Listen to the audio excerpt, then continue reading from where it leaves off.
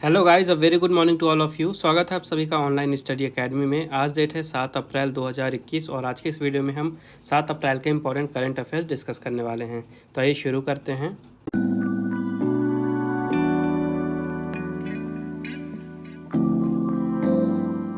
तो आज का पहला अपडेट है, national maritime day was observed on 5 अप्रैल। राष्ट्रीय समुद्री दिवस 5 अप्रैल को मनाया गया। तो हर साल भारत में 5 अप्रैल के दिन मनाया जाता है नेशनल मैरीटाइम डे, यानी कि राष्ट्रीय समुद्री दिवस। और इस दिन को मनाया जाता है भारत में लोगों के बीच में जागरूकता फैलाने के लिए। जो इंटरकॉन्टिनेंटल कॉमर्स होता है, इकोनॉमी या ट्रेड है, मतलब अलग अलग देशों के बीच में जो समुद्र के रास्ते से ट्रेड होता है, व्यापार होता है, उसके बारे में जागरूकता फैलाने के लिए। तो इस साल 58th एडिशन मनाया जा रहा है और सबसे पहली बार इसे मनाया गया था 1964 में। इसका मेन ऑब्जेक्टिव ये है कि ग्लोबल इकोनॉमी को सपोर्ट करना, उसके अलावा जो अलग अलग कॉन्टिनेंट और देशों के बीच में गुड्स का व्यापार होता है, तो उसके लिए एक सेफ़ और ऑर्गेनाइज्ड तरीके का इन्वायरमेंट तैयार करना। तो 5 अप्रैल ही क्यों चुनी गई इसके लिए डेट? तो एक्चुअली में 1919 में 5 अप्रैल के दिन ही भारत में शिपिंग की शुरुआत हुई थी और जो पहली शिप थी भारत की SS लॉयल्टी, इसे सेल किया गया था। मतलब ये मुंबई से गुड्स लेके लंदन के लिए रवाना हुई थी 5 अप्रैल 1919 में, इसीलिए 5 अप्रैल डेट चुनी गई है। नेक्स्ट अपडेट है, Sanjay Dhotre will attend the education ministers meet of E9 countries. Sanjay Dhotre ji E9 देशों की शिक्षा मंत्रियों की बैठक में भाग लेंगे। तो संजय धोत्रे जी भारत में एजुकेशन मिनिस्ट्री में मिनिस्टर ऑफ स्टेट हैं और हाल ही में E9 कंट्रीज़ की जो एजुकेशन मिनिस्टर्स हैं उनकी मीटिंग होने वाली है और वहाँ पे भारत को रिप्रेजेंट करेंगे संजय धोत्रे जी। तो इस मीटिंग के लिए थीम रखी गई है E9 initiative scaling up digital learning to accelerate progress towards sustainable development goal. Theme आपको याद रखनी है।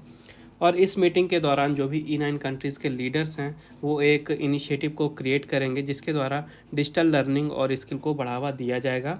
और ये जो इनिशिएटिव है ये 2020 के ग्लोबल एजुकेशन मीटिंग के जो 3 ऑब्जेक्टिव रखे गए थे उनको हेल्प करने के लिए शुरू किए जाएंगे। तो जो 3 मेन ऑब्जेक्टिव रखे गए थे 2020 के ग्लोबल एजुकेशन मीटिंग में, ये थे support to teacher, investment in skill और नैरोइंग ऑफ डिजिटल ड्राइव। और E9 क्या है? E9 एक 9 देशों का फोरम है जिसमें E का मतलब होता है एजुकेशन। ओके, E का मतलब है एजुकेशन और 9 यहाँ पे बता रहा है कि 9 कंट्रीज़ यहाँ पे मेंबर हैं। ओके, उसके अलावा इसको क्रिएट किया गया था यूनेस्को के द्वारा, ताकि जो यूनेस्को का इनिशिएटिव है एजुकेशन फॉर ऑल, इसके गोल्स को अचीव किया जा सके। तो E9 में मेंबर्स की बात करें तो यहाँ पे Brazil, Bangladesh, China, Egypt, Indonesia, India, Pakistan, Mexico और नाइजीरिया मेंबर हैं। नेक्स्ट अपडेट है, doctor Harshvardhan approves the national policy for rare diseases 2021। Doctor Harshvardhan ji ने दुर्लभ रोगों के लिए राष्ट्रीय नीति 2021 को मंजूरी दी है। तो अभी हाल ही में भारत के स्वास्थ्य मंत्री डॉक्टर हर्षवर्धन जी ने national policy for rare diseases 2021 को अपनी मंजूरी दी है और इस पॉलिसी का मेन एम ये है कि भारत में जो रेयर डिसीजेज हैं उनके ट्रीटमेंट के लिए जो हाई कॉस्ट आता है उसको एड्रेस करना। उनका कहना है कि भारत में जो ये रेयर डिसीजेस हैं उस क्षेत्र में स्वदेशी रूप से रिसर्च करनी चाहिए ताकि जो हाई कॉस्ट आते हैं इनके ट्रीटमेंट में इनको कम किया जा सके। उसके अलावा इस पॉलिसी का मेन फोकस ये भी होगा कि जो रेयर डिसीजेज हैं उनको जल्द से जल्दी स्क्रीन किया जा सके, मतलब पकड़ में लाया जाए, साथ ही वहाँ पे प्रिवेंशन लाया जाए ताकि रेयर डिसीजेज से बचा जा सके। उसके अलावा डॉक्टर हर्षवर्धन जी ने इंटीग्रेटेड हेल्थ इंफॉर्मेशन प्लेटफॉर्म भी लॉन्च किया है और इसके बाद भारत विश्व का पहला देश बन गया है जहाँ पे इस तरह का कोई प्लेटफॉर्म लॉन्च किया गया है, integrated health information platform. Okay, तो इस प्लेटफॉर्म का काम क्या होगा? तो इस प्लेटफॉर्म का मेन एम ये है कि भारत में जो डिसीजेस चल रही हैं उनके सर्विलेंस को स्ट्रेंथन करना, यानी मजबूत बनाना। यानी कोई भी बीमारी आती है, बड़ी बीमारी, तो उसके ऊपर नज़र रखी जाए और उसे फैलने से पहले रोका जा सके। तो ये जो प्लेटफॉर्म है ये ऑपरेट होगा इंटीग्रेटेड डिसीज़ सर्विलेंस प्रोग्राम के अंडर में, जो कि ministry of health and family welfare के अंडर में काम करता है। और ये जो IDSP है, यानी इंटीग्रेटेड डिसीज़ सर्विलेंस प्रोग्राम, ये लॉन्च किया गया था 2004 में और इसको वर्ल्ड बैंक की तरफ से असिस्ट किया जाता है। इसका मेन ऑब्जेक्टिव ये था कि जो भी डिसीज़ आउटब्रेक होते हैं भारत में उनको जल्दी से जल्दी डिटेक्ट किया जा सके और उसके बाद उन पर एक्शन लिया जाए, उस पर रिस्पॉन्ड किया जाए। नेक्स्ट अपडेट है, ट्राइफेड हैज़ लॉन्च द संकल्प से सिद्धि ड्राइव। ट्राइफेड ने संकल्प से सिद्धि ड्राइव लॉन्च किया है। तो ट्राइफेड का मतलब है tribal cooperative marketing development federation of India, जो कि मिनिस्ट्री ऑफ ट्राइबल अफेयर्स के अंडर में काम करती है। और इन्होंने अभी हाल ही में भारत में संकल्प से सिद्धि नामक एक ड्राइव लॉन्च किया है, जो कि 1 अप्रैल से शुरू हुई और ये ड्राइव जो है 100 दिनों तक चलेगी। इसमें 150 टीम बनाई गई हैं, जिनके द्वारा भारत के लगभग 1500 विलेजेस को वहाँ पे कवर किया जाएगा इस ड्राइव में। और इसका मेन एम ये है कि भारत में जो भी ट्राइबल इकोसिस्टम है उसको ट्रांसफॉर्म करना, साथ ही जो ट्राइबल पीपल्स के लिए वन धन विकास केंद्र लॉन्च किए गए थे ट्राइबल विलेजेस में, उसको एक्टिवेट करना। तो जो वन धन विकास केंद्र हैं इनको इस्टेब्लिश किया गया था वन धन योजना के अंडर में, जिसके तहत जो भारत की सरकार है वो ट्राइबल पीपल्स को, जो भी ट्राइबल पॉपुलेशन है उनको एक केंद्र स्थापित किया गया था। केंद्र के थ्रू उनको कैपेसिटी बिल्डिंग ट्रेनिंग दी जाती है, उनके अंदर स्किल अपग्रेडेशन का काम किया जाता है। तो जब ये वन धन विकास केंद्र जो एक्टिवेट हो जाएंगे पूरी तरह से 1500 विलेजेस में, तो उसके बाद इनको टारगेट दिया गया है कि इनके थ्रू 200 करोड़ रुपए का सेल टारगेट अचीव किया जाना है। तो बात करते हैं ट्राइफेड की। इसकी स्थापना हुई थी 1987 में, हेडक्वार्टर है न्यू दिल्ली में और मैनेजिंग डायरेक्टर हैं प्रवीर कृष्णा। नेक्स्ट अपडेट है world trade organization revised global trade projection for 2021 to 8%। विश्व व्यापार संगठन ने 2021 के लिए वैश्विक व्यापार प्रक्षेपण को संशोधित करके 8% किया है। तो जो वर्ल्ड ट्रेड ऑर्गेनाइजेशन है उन्होंने अक्टूबर 2020 में एस्टिमेट दिया था कि 2021 में जो ग्लोबल ट्रेड होगा वो 7.2% रहने वाला है। लेकिन अभी हाल ही में अच्छी रिकवरी देखते हुए इकोनॉमी में इन्होंने वापस से अपना जो प्रोजेक्शन था ग्लोबल ट्रेड को लेके उसको रिवाइज़ किया है और अब इनके नए प्रोजेक्शन के अनुसार 8% का जो ग्लोबल ट्रेड है ये देखा जाएगा 2021 में। जो ग्रोथ है वो 8% देखी जाएगी। इसके अलावा ये भी बताया गया कि 2020 में जो ग्लोबल ट्रेड था उसमें 5.3% की गिरावट देखी गई। और ये भी बताया गया कि कोविड-19 का जो इफ़ेक्ट है वो ट्रेड में लगातार बना हुआ है और इस कारण से जो वर्ल्ड ट्रेड ऑर्गेनाइजेशन है उनका मानना है कि 2022 में जो ट्रेड ग्रोथ है वो काफ़ी कम रहेगी, लगभग 4% के आसपास। उसके अलावा ये भी बताया गया है कि जो विश्व की जीडीपी है उसमें जो मार्केट एक्सचेंज रेट रहेगा उसको भी फॉरकास्ट किया गया है, उसके बारे में भी एस्टिमेशन दिया गया है। तो 2021 के लिए इसे 5.1% माना गया है, 2022 के लिए 3.8% माना गया है। ये ग्रोथ बता रहा है, पॉजिटिव है।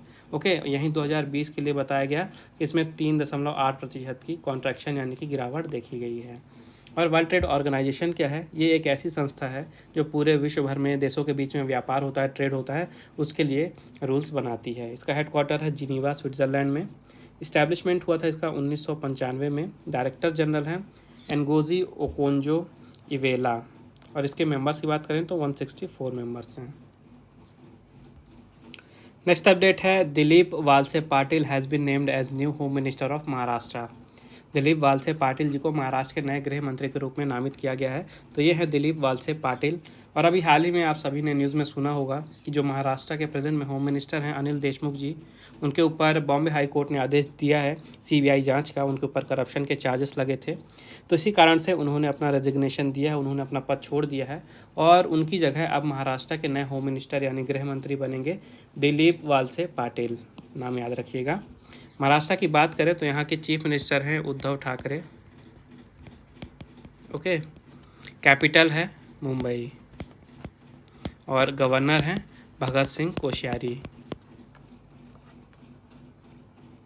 नेक्स्ट अपडेट है doctor Chintan Vaishnav appointed as new mission director of Atal innovation mission. Doctor Chintan Vaishnav जी को अटल इनोवेशन मिशन के नए मिशन निदेशक के रूप में नियुक्त किया गया है। तो ये हैं डॉक्टर चिंतन वैष्णव जी और हाल ही में इन्हें जो नीति आयोग का AIM है यानी अटल इनोवेशन मिशन, वहाँ के ये नए मिशन डायरेक्टर नियुक्त किए गए हैं। ये रिप्लेस करेंगे रामानाथन रामानन को।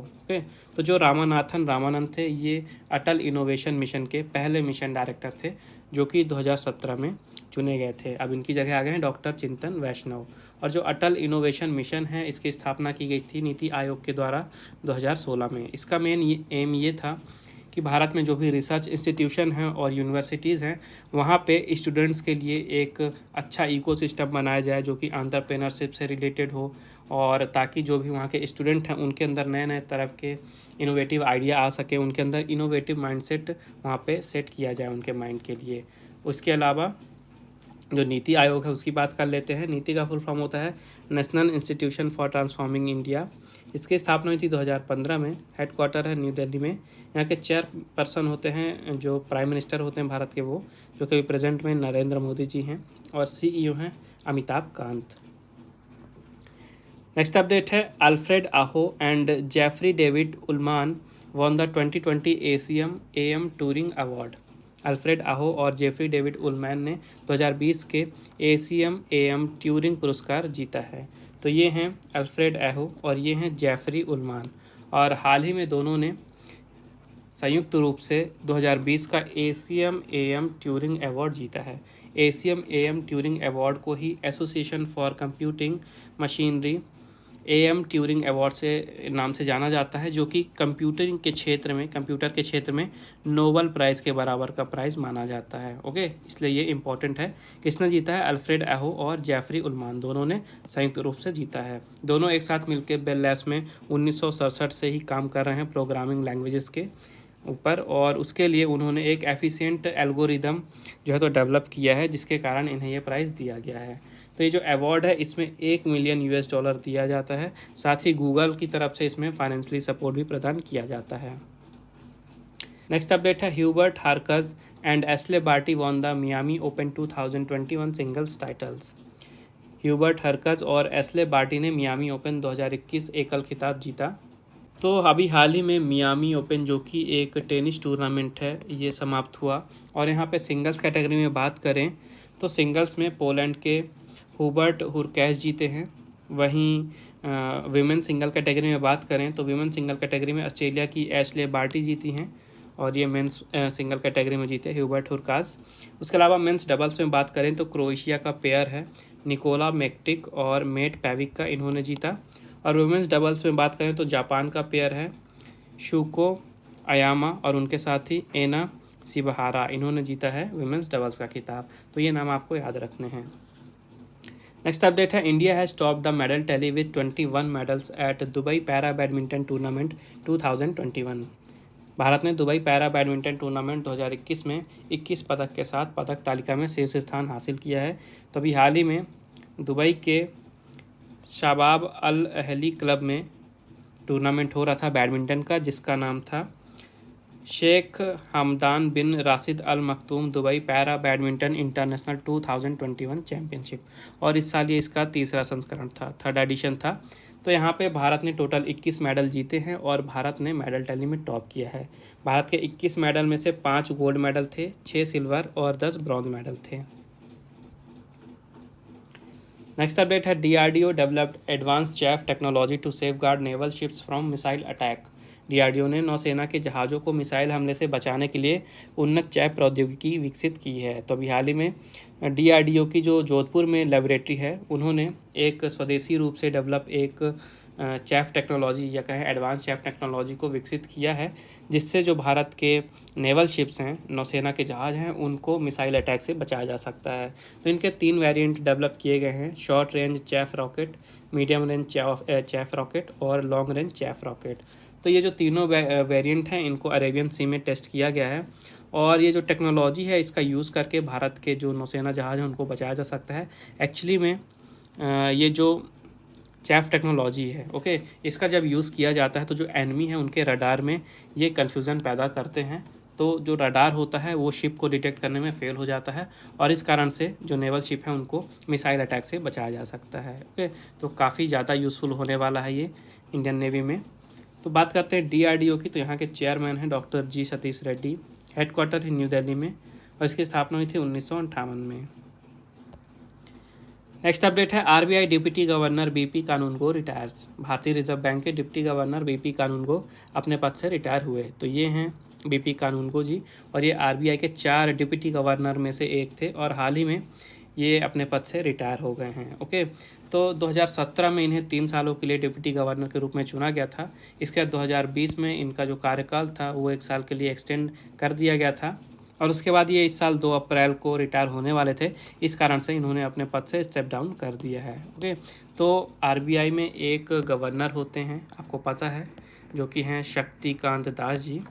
ओके, भारत के 25वें गवर्नर हैं ये। 4 डिप्टी गवर्नर होते हैं, जिसमें से बीपी कानूनगो जी रिटायर हो गए हैं। बाकी के 3 हैं राजेश्वर राव, एमके जैन और माइकल पात्रा। ये नाम आपको याद रखने हैं। और जो आरबीआई है, इसकी स्थापना हुई थी 1 अप्रैल 1935 में। ओके। और गवर्नर हैं शक्तिकांत दास जी। हेडक्वार्टर इसका मुंबई, महाराष्ट्र में। और कभी कभी पूछता है कि आरबीआई की स्थापना कहाँ हुई थी। ये हुई थी कोलकाता में, याद रखिएगा। उसके बाद 1937 में इसका हेडक्वार्टर मूव किया गया था मुंबई में। तो ये थे आज के important current affairs. I hope आपके इस पर लगे होंगे। वीडियो पसंद आई है तो प्लीज़ वीडियो को लाइक ज़रूर करें, शेयर करें ज़्यादा से ज़्यादा, और चैनल को सब्सक्राइब जरूर करें। नोटिफिकेशन आपको मिलती रहे, इसलिए मेक श्योर बेल आइकन जरूर दबाइएगा। और रिवीजन के लिए पीडीएफ आपको नीचे डिस्क्रिप्शन में लिंक मिल जाएगी, आप वहाँ से डाउनलोड कर सकते हैं। फिर मिलते हैं कल कुछ नए करंट अफेयर्स के साथ। तब तक के लिए take care and thank you guys.